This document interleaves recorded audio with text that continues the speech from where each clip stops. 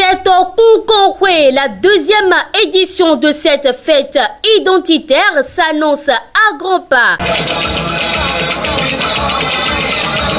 Elle se déroulera du 22 au 26 février 2023 derrière le nouveau marché de Wedo dans la commune d'Abomey-Calavi. À cet effet, le tissu de l'unité des fils et filles 7 d'Odomola est disponible sur le marché au prix de 18 000 francs CFA. Pour tout autre renseignement, veuillez contacter le 97 22 20 14 ou encore le 64 20 10 63. C'est en Koukonkwé édition 2023 pour la révélation de la culture 7 ans.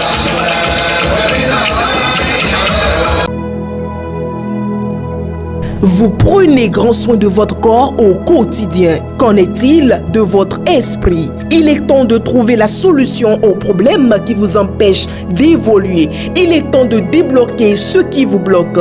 Il est temps d'apprendre à manipuler les clés de la vie. Pour y arriver, suivez cette émission. En dehors de moi, qui suis-je?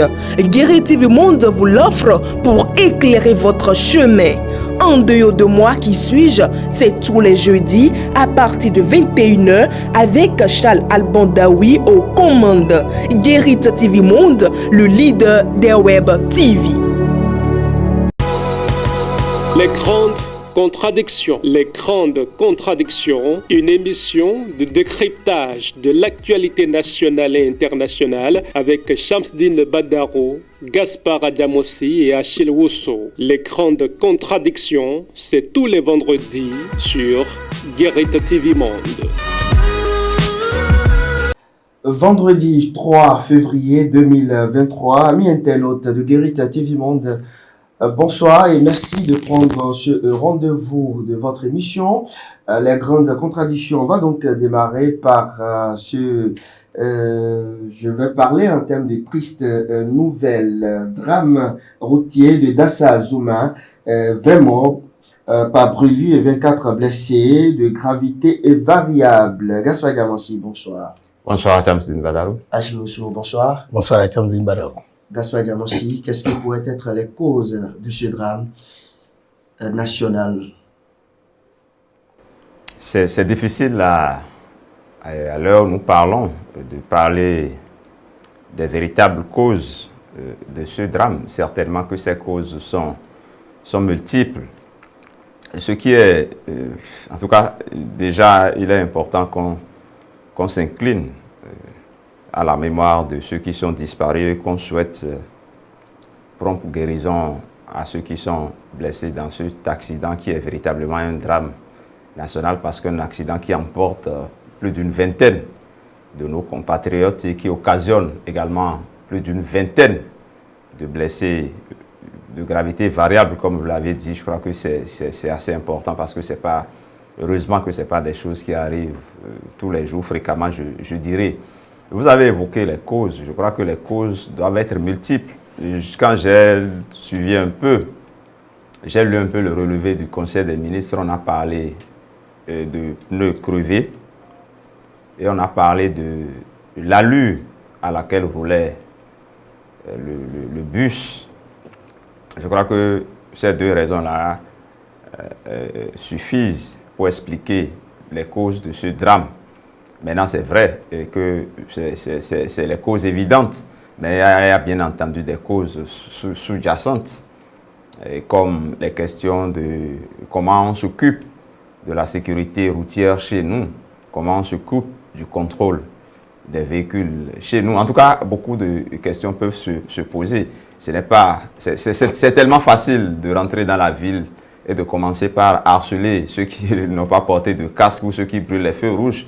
Mais il y a encore beaucoup plus à faire en matière de sécurité routière. Je crois qu'on pourra en dire davantage quand on va évoluer dans les débats. Qu'en est-il de la promptitude des secours, des sapeurs-pompiers ou autres? Véritable question, hein? Parce qu'il paraît que, selon les recoupements, hein, il paraît que le service des sapeurs-pompiers de Dassa Zouma serait en difficulté parce que les éléments se serait porté sur les lieux dans une moto tricycle.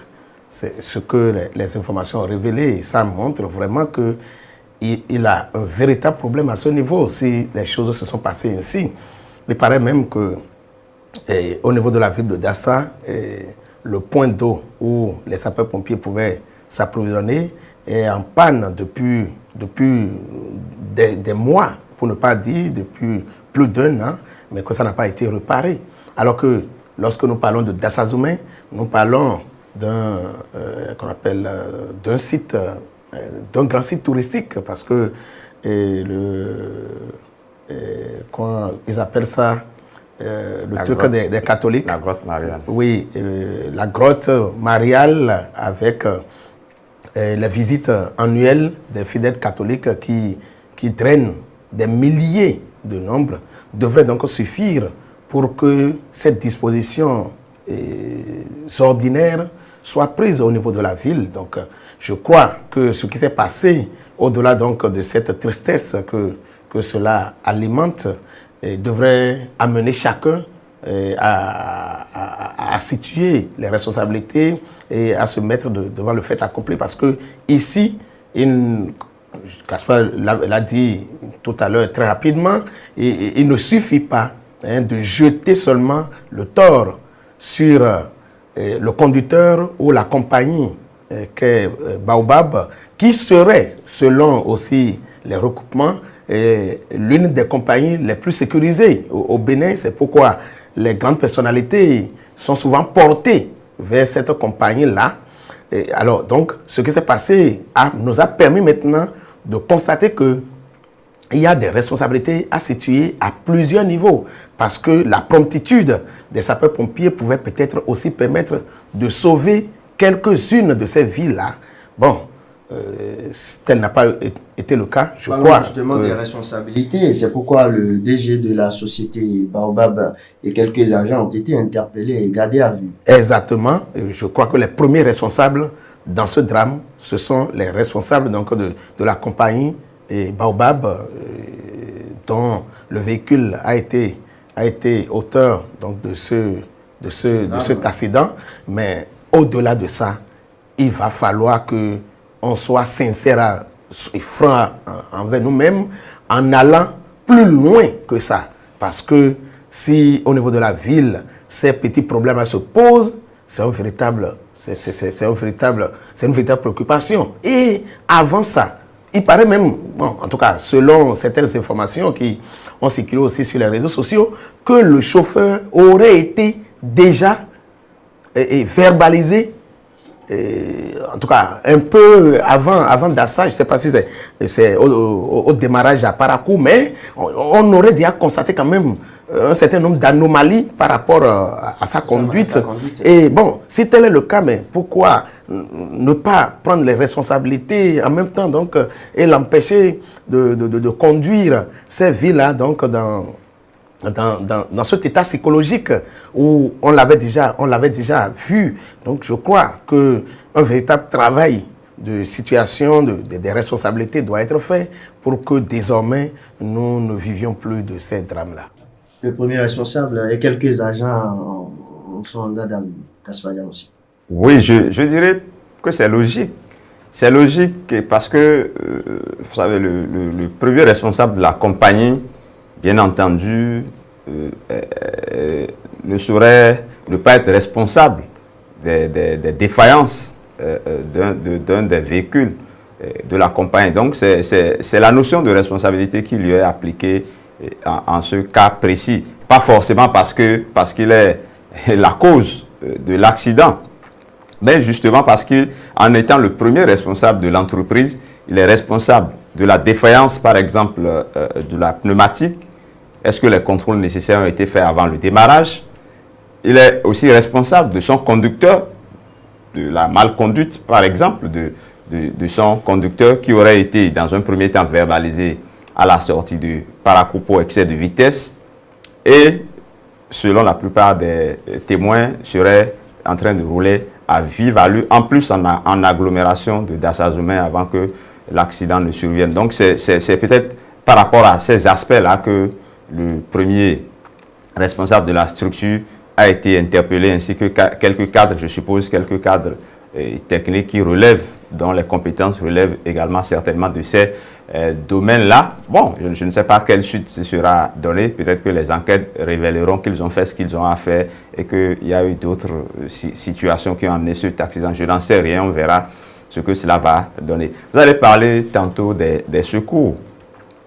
Au fait, c'est une situation qu'il faut généraliser au niveau national. Quand il y a un accident, quand il y a de catastrophes, quand il y a eu inondation, quand il y a un certain nombre de situations, avec quelle promptitude ceux qui doivent aller secourir le fond. Je crois que c'est une situation, on ne le souhaite pas. S'il y a le feu ici, est-ce que vous êtes sûr que dans les minutes qui vont suivre, dans les heures, je dirais heures, alors que heure c'est un peu tard, est-ce que vous êtes sûr que nous aurons des interventions promptes ici? Je ne le pense pas, parce qu'on le dit souvent, mais quand il y a de ces situations graves-là qu'on le dit davantage, il y a un véritable problème par rapport à cela.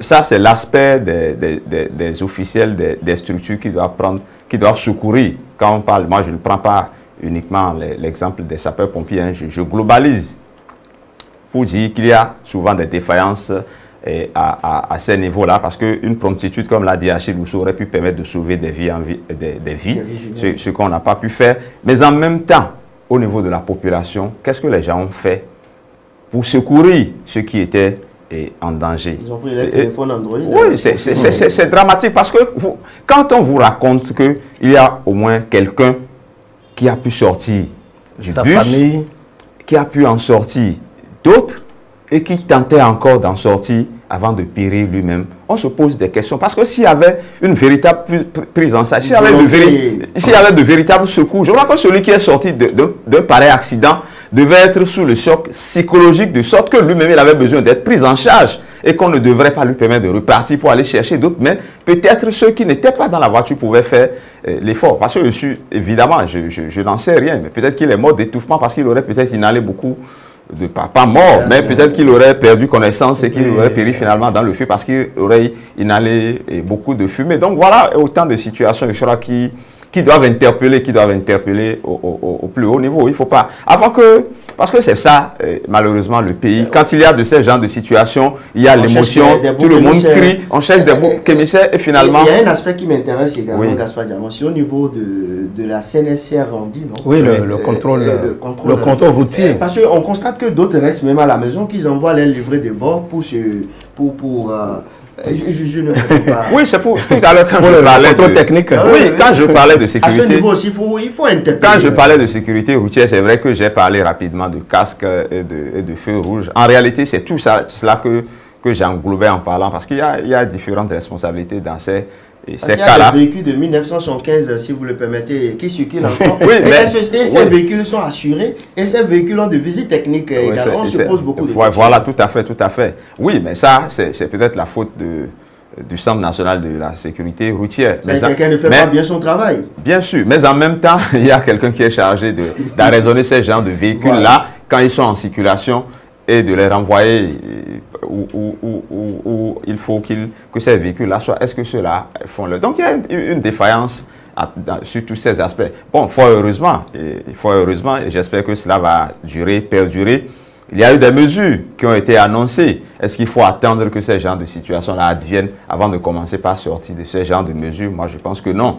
C'est vrai aussi que tel que nous sommes en tant que citoyens, en tant que population, on a souvent l'habitude, quand il y a des mesures, de commencer par crier pour dire non, le gouvernement veut nous tuer, le gouvernement veut nous asphyxier. Pourquoi ces genres de mesures? Alors qu'en réalité, il faut qu'on comprenne parfois que c'est pour notre bien que cela se fait, c'est pour notre sécurité que cela se fait et qu'on admette. Il ne faut pas qu'on entende que des gens meurent avant de commencer par s'émouvoir. Exactement. Il faut que nous étendions les limites de notre réflexion par rapport à la situation, parce que Gaspard a touché un aspect très important sur lequel je voudrais qu'on insiste un peu, c'est le comportement de nous-mêmes en tant que citoyens. Est-ce que nous savons que nous avons aussi une responsabilité en cas d'accident, de difficultés, lorsque nous voyons nous avons cette mauvaise habitude aujourd'hui de nous jeter sur nos portables, de commencer par filmer, etc. Et l'autre véritable problème, c'est notre indiscipline. C'est notre indiscipline. Si ce chauffeur-là a été déjà, par exemple, interpellé, verbalisé par rapport à sa malconduite, à la vitesse à laquelle on l'a constaté, le contrôle, on dira que le contrôle routier a fait peut-être en partie son travail.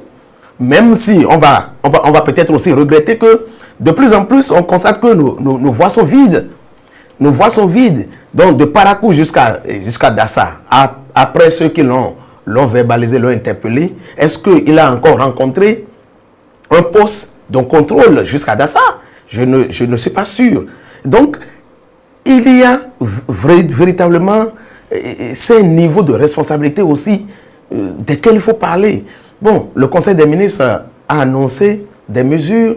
Il y a une commission d'enquête qui a été mise sur pied pour connaître donc des causes et situer les responsabilités. Je crois que cette commission aura la coudée vraiment franche pour faire le travail et qu'on va utiliser vraiment ce rapport-là pour corriger un certain nombre de choses par rapport au grand transport dans notre pays. La prise en charge des blessés par le gouvernement? Bon, nous allons saluer cette réaction du gouvernement qui, même si à l'intérieur du pays, on va aussi regretter qu'on n'a pas eu le dispositif sanitaire nécessaire pour une prise en charge rapide donc, de ces malades, parce qu'il faut les convoyer jusqu'à Abomey-Calavi ou pour les uns et les autres jusqu'à... Non, ils ne sont pas allés à Abomey, ils sont venus au CNHU, parce que le plateau technique à Abomey, à Dassa et à Savalou ne permettait pas donc de les prendre en charge. Je crois, oui, et à ce niveau aussi, je crois que ce qui est arrivé devait permettre au gouvernement de savoir que, bon, il y a encore à faire. Ce qui reste à faire est encore plus que ce qui a été fait. On va louer les efforts, mais tant qu'il reste à faire, on va toujours demander à faire mieux. Gaspard Diamant, si vous ne voyez pas pour gérer ce problème de plateau technique, est-ce qu'on ne va pas penser à diviser les différents salaires des députés et des ministres de la République? Vous m'amenez sur un terrain glissant là. C'est pas un terrain glissant, c'est un béninois. Je crois que c'est une bonne proposition. On peut diminuer les conforts pour pouvoir offrir. Non, les députés, par exemple. Ce que les uns prennent ne leur suffisent pas jusqu'à ils prennent hors mandat et vous voulez... Je suppose même que... Comment? Si ça leur suffisait, est-ce qu'ils vont demander que le mandat qu'ils ne font pas qu'on leur paie le surplus? Non, en termes d'œuvres sociales, les députés élus dans cette commission-là, par exemple, avec les maires, les préfets, peuvent eux-mêmes faire le premier geste en donnant quelque chose pour inciter peut-être le gouvernement à vite aller. Votre préoccupation. Vous ne dites pas les mêmes. En tout cas, moi je parle. C'est une préoccupation. Non, bon, écoutez, moi je ne veux pas qu'on fasse une fixation sur la personne des députés. Parler des salaires politiques de façon générale. Globale. Oui, de façon globale. Bon, c'est vrai qu'on peut faire des économies sur ces salaires-là pour en faire beaucoup de choses. Bon, moi, ce n'est pas seulement le seul aspect. Quand on parlait du plateau technique, on a dit qu'il faut convoyer des blessés graves, brûlés en plus de Dassa jusqu'à Abomey-Calavi ou Cotonou. Je crois que c'est vraiment beaucoup. Et il faut aujourd'hui que nous ayons des hôpitaux de référence. Je veux exagérer en disant dans chaque commune, mais tout au moins, il faut qu'on l'ait dans chaque département. Moi, ma réflexion n'allait même pas vers les politiques. Je me suis dit, est-ce que c'était une réflexion rapide? Je ne sais pas si je vais avoir raison, mais je me suis dit, plutôt que de commencer par construire d'abord des stades dans les communes, est-ce qu'il ne fallait pas penser déjà à mettre des hôpitaux de référence et après penser au stade? Parce qu'il faut rester en vie avant d'aller jouer, avant d'aller vers les loisirs. Et vous avez trouvé encore juste le fait de dire, mais malheureusement, nos hommes politiques généralement ne pensent pas à ce genre de choses. Malheureusement, ils ne pensent qu'à leur poche. Après, c'est pour nous dire qu'ils jouent les assistants sociaux parce que les gens vont beaucoup chez eux. Mais moi, je pense qu'on gagnerait, n'est-ce pas, ailleurs, faire la politique, c'est pratiquement faire du bénévolat. Ailleurs, les ministres n'ont pas de voiture de fonction. Ailleurs, les ministres n'ont pas de salaire. Ailleurs, ces fonctions-là sont des fonctions bénévoles. Malheureusement, ici, vous savez, je ne veux rien exagérer, mais c'est devenu le métier de beaucoup. Un business. Oui, c'est même mieux que ça. C'est devenu le métier. Les gens n'ont rien appris. C'est être député qui est leur métier, tant mieux. Moi, je n'ai pas envie trop de parler de ça parce qu'il y aura des occasions, on parlera davantage. Attendons que ceux qui doivent partir, qui partent et que ceux qui veulent s'installer, s'installent. Je crois qu'il y aura beaucoup de choses à dire.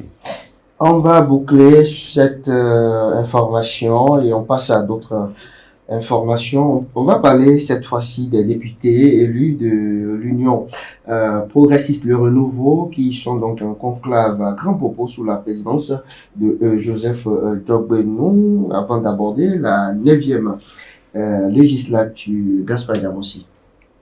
Oui, non, c'est une excellente chose que les députés élus sous la bannière de l'Union progressiste se retrouvent, et pourquoi pas, je crois que c'est à Grand Popo, pour, je crois, être mis au parfum des défis qui les attendent et pour cette législature. Je crois que c'est une assez bonne chose.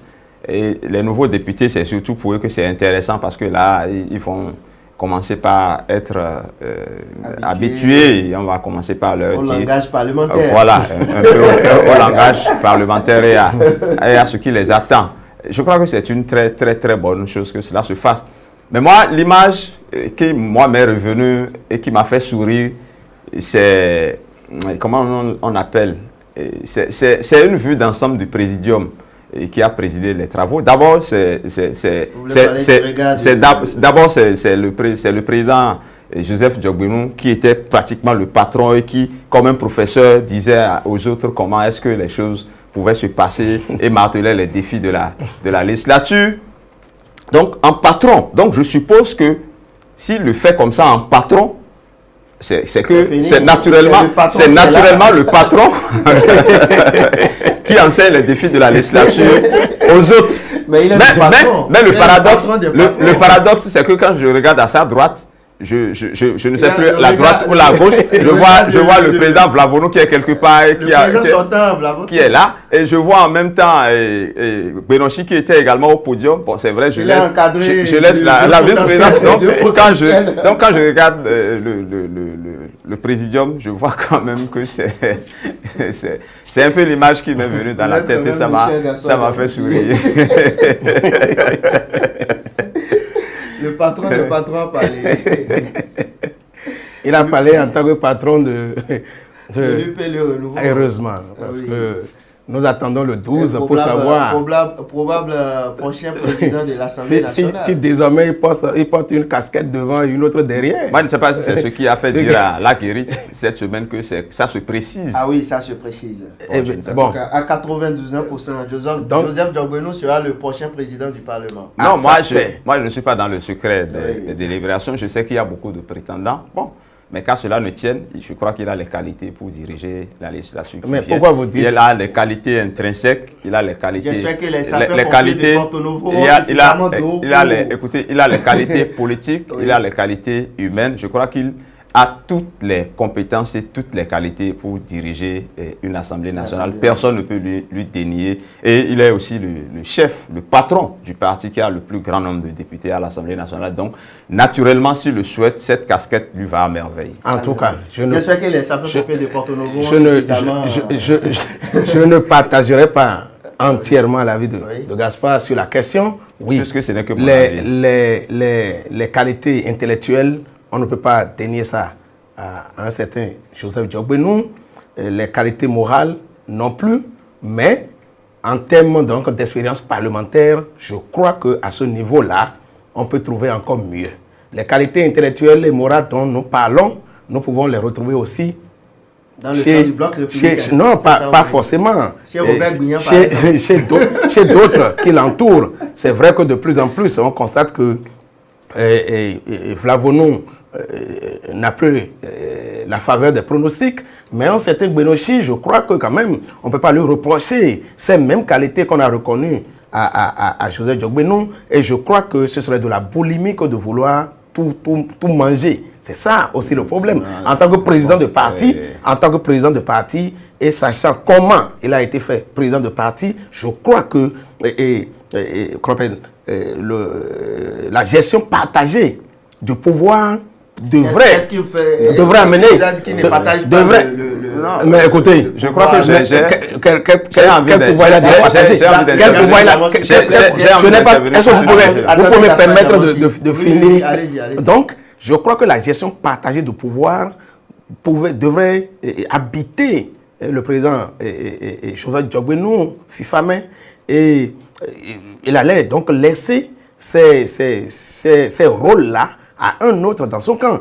Encore que, quand il a été fait président de l'Union progressiste, nous connaissons quelles sont les ambitions qu'il a affichées. Les ambitions qu'il a affichées, c'est d'être le prochain président du Bénin. Le prochain président du Bénin. Mais il faut prendre part quelque part d'abord encore. Ah bon, les gens, oui. Bon, c'est ça? Je vous informe. Ah bon, d'accord. Bon, j'attends de voir. J'attends de voir si ce sera une première. Vous pensez qu'avec toute l'intelligence le président Joseph il va quitter la Cour constitutionnelle pour aller simplement s'asseoir à la tête d'un parti politique et diriger. C'est ce que vous pensez? Je ne sais pas quels sont les deals avec les autres responsables de son parti, mais ce que je sais, c'est que pour la première fois, s'il arrive vraiment à relever ce défi, on va constater que un homme a réussi à faire les plus grandes institutions du pays jusqu'à gravir la dernière marche qui est la marche donc du perron de la présidente de la République. Ce serait une première. Ce sera aussi peut-être à l'actif de son parti et peut-être d'autres qui l'auraient mis sur cette piste-là. Mais si nous devons faire avec ce que nous connaissons au Bénin, je crois qu'on n'a pas forcément besoin de faire tout ça là avant de se retrouver à ce niveau. Et en quelques mois, je crois qu'en quelques mois, on ne peut pas se permettre donc de quitter la tête d'une institution pour nous autres et rapidement chercher... C'est une question de destin, je vous informe. Le président Joseph Diogbenu est bien né, voilà. C'est sa chance. Comme tout le monde d'ailleurs. Comme tout le monde, mais comme tout le monde avec un degré donné. Bon d'accord, nous attendons de voir ce que les choses seront. Je constate que Achille veut distribuer les postes au niveau de l'Union. Non, mais c'est vous qui les distribuez. Non, je n'ai fait pas ce que vous avez dit. Tout à l'heure, moi, quand je ne parlais que... dit que tout à l'heure, quand je parlais que... ça se moi, précise. je ne parlais que moi, je ne sais pas ce qui se précise. Tout à l'heure, moi, je n'ai parlé que du profil du professeur Joseph Diogbenu. Il n'a été que question de ça. Je n'ai pas parlé de quelqu'un d'autre. Donc, si je dis ça du professeur Diogbenu, je le redis. Et par rapport à l'expérience, non, il a l'expérience nécessaire. Ça, je le dis, je le réaffirme. Aussi. Il ne faut pas oublier qu'avant d'être ministre, Joseph Diogbenu était député et en plus, il présidait la commission des lois de l'Assemblée nationale. Attendez. Il a fait combien de mois? Attendez. Et non, laissez affaire de moi. C'est une expérience. Il a une expérience parlementaire. Il a une expérience parlementaire. En plus, c'est un juriste de haut niveau. Vous ne pouvez pas lui dénier ça.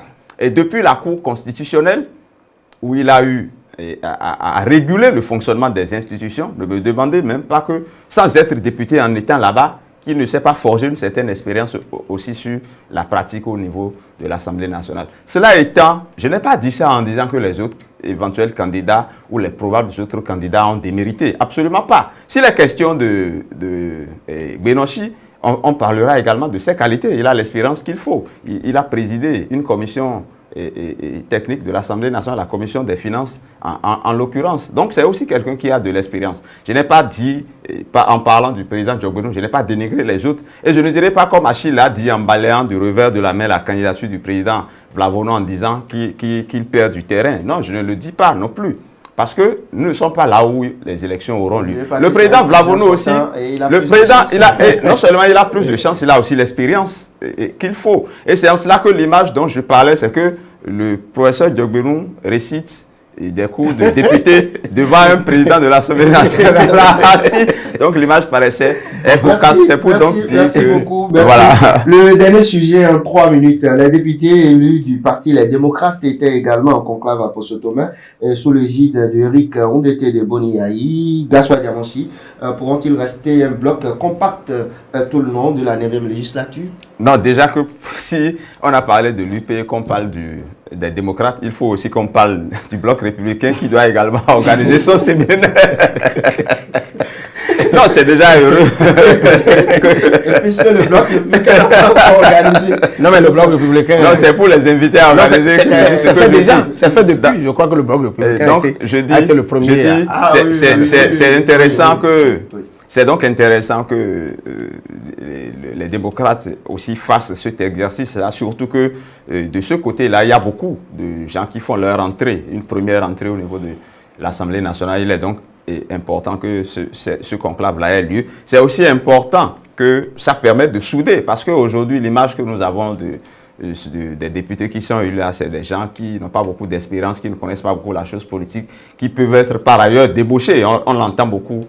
Si ça peut permettre de resserrer les rangs et de les maintenir en un bloc compact pour obtenir beaucoup de choses à l'Assemblée, pour défendre le peuple, comme il le présente souvent en disant qu'ils sont le parti du peuple, je crois que ce serait une très bonne chose. C'est déjà en tout cas bien qu'ils prennent également connaissance des tâches qui les attendent à l'Assemblée nationale. Merci beaucoup. Achille Ousso, très rapidement. Oui, on va dire que ça s'annonce bien. Ça s'annonce bien que, aussi bien au niveau donc de la mouvance que de l'opposition, que les prochains animateurs du Parlement, pour le compte de la 9e législature, commencent par faire un certain nombre de travail pour anticiper sur les choses, pour que les nouveaux ne soient pas surtout dépaysés. C'est tant mieux. C'est tant mieux. Nous verrons ce que cela sera dans la réalité, hein, dans les faits, quand ils seront installés à partir du 12 février prochain. Votre conclusion? Nous remercions l'équipe technique de Guéri TV qui est toujours là tous les vendredis pour nous accueillir. Nous souhaitons aussi bon week-end à tous ceux qui nous suivent. Gaspard Diamonsi, on va saluer à présent ceux qui ont fait l'actualité. Oui, mais tout à l'heure en parlant des prétendants, je crois qu'on a cité brièvement 3. Le président Flavonou, Benonchi et Djokbenou. Il y en a beaucoup. Il ne faut pas qu'on fasse des jaloux, mais tant mieux. On ne sait pas tous ceux qui ont envie d'être président de l'Assemblée nationale. Au sein du bloc des démocrates, c'est ce que vous voulez dire. Le président Augustin Aron Ebla, on peut citer à Piti, et pour les informations que nous avons. N'oublions pas également le professeur Tokpanou et j'en passe. Donc je crois qu'il y a beaucoup de prétendants. On souhaite en tout cas bonne chance à celui que les députés choisiront pour vous minimisez la candidature féminine. Aucun nom n'a été cité. Non, et ça fait parmi les prétendants, on n'a pas encore entendu de nom de femmes. Parmi les femmes élues là, il n'y a pas une tête bien faite dedans pour diriger le Parlement. C'est à elle, il faut poser la question. Bon, vous avez tout cité maintenant. Vous avez laissé le bloc républicain, vous avez laissé les démocrates. Non, ils seront au bureau. Pas aussi des fois, ils seront au bureau, mais pour être président, moi je n'en sais rien. Maintenant, s'il y a des prétendants parmi eux aussi, que ces prétendants-là s'annoncent et on va bien parler d'eux. Et pour finir, je constate qu'il y a un complot du blanc et du bleu contre moi aujourd'hui. Heureusement qu'il y a du rouge pour parler. Vraiment, notre vieux sur l'émission là, nous taquine chaque fois là. Voilà, merci beaucoup Gaspard Diamonsi, merci. On va se retrouver vendredi prochain. Par la grâce de Dieu. Voilà, mesdames et messieurs, c'est définitivement terminé pour ce numéro de votre émission Les Grandes Contradictions. Un numéro qui a été donc préparé par l'ensemble de la rédaction. Alphonse Boton, Kabio Adiadi, Patricia Erouton. Les Grandes Contradictions. Les Grandes Contradictions, une émission de décryptage de l'actualité. Les Grandes Contradictions. Les Grandes Contradictions, une émission de décryptage de l'actualité nationale et internationale avec Shamsdine Badaro, Gaspard Diamonsi et Achille Ousso. Les Grandes Contradictions, c'est tous les vendredis sur Guéri TV Monde.